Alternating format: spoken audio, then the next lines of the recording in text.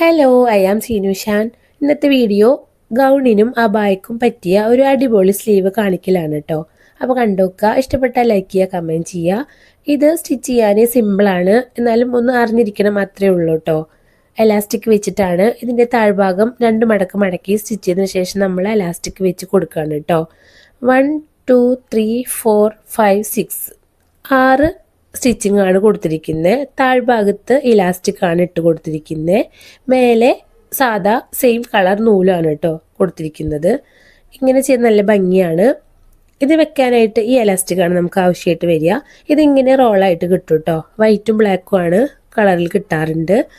ഇങ്ങനെ മേടിച്ച് കഴിഞ്ഞാൽ നമുക്ക് ഗൗണിനെല്ലാം യോക്ക് ഭാഗത്ത് ആയിട്ട് കുട്ടികൾക്കെല്ലാം വെച്ച് കൊടുക്കാൻ പറ്റും കേട്ടോ.